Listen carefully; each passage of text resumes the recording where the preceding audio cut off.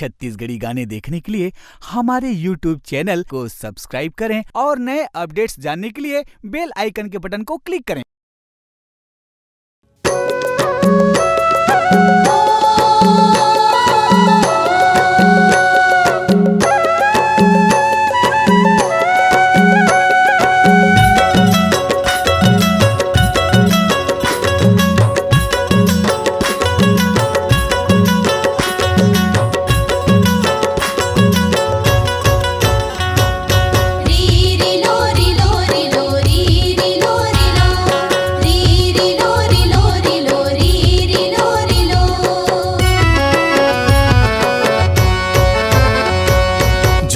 जाबो रे झुमर जाबो ना, झुमर जाबो रे झुमर जाबो ना, होई रे गुंडवाना भुइया म संगे झुमर जाबो ना, गुंडवाना भुइया म संगे झुमर जाबो रे।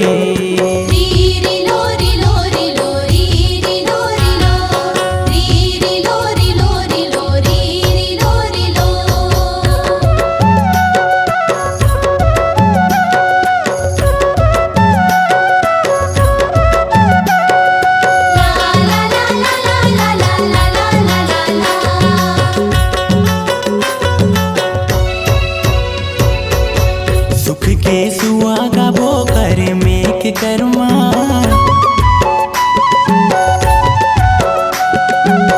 सुख के सुहागा बो करे में के कर्मा, सुरले सुर मिलाबो सबो छान संगमा, सुरले सुर मिलाबो सबो छान संगमा।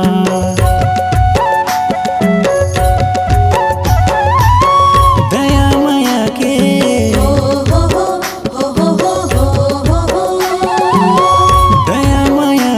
दरिया गाबो रे, गुंडवाना भुइया म संगे झुमर जाबो रे, गुंडवाना भुइया म संगे झुमर जाबो रे।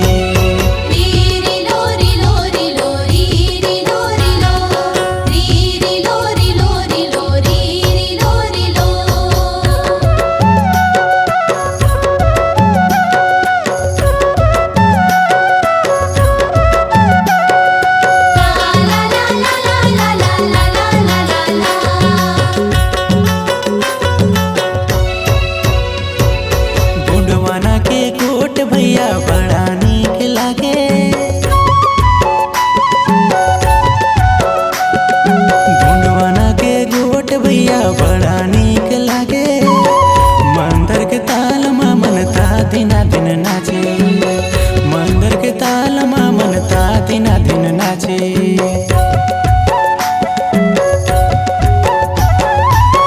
कर्म के गीते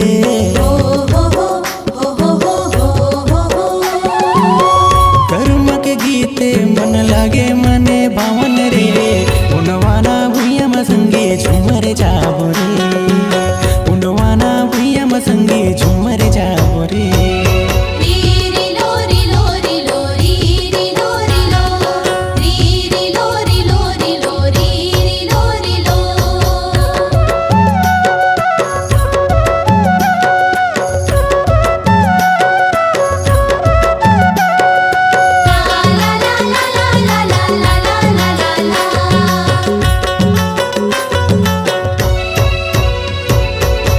दया माया यही सुखे के खजाना,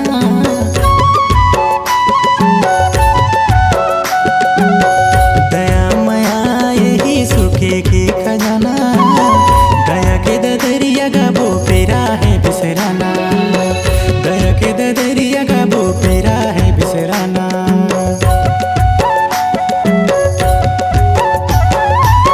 लक्ष्मण धूमकेतु कहे, लक्ष्मण धूमकेतु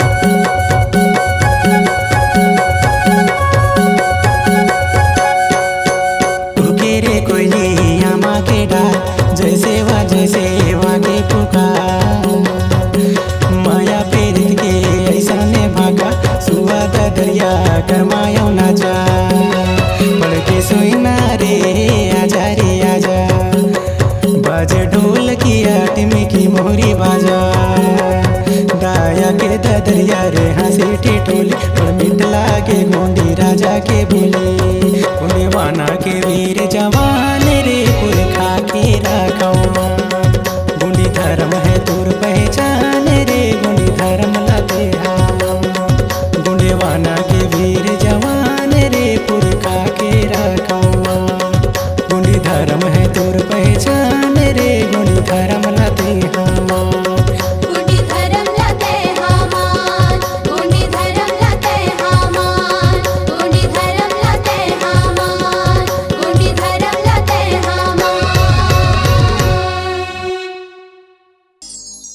आपकी आवाज ही आपकी पहचान है।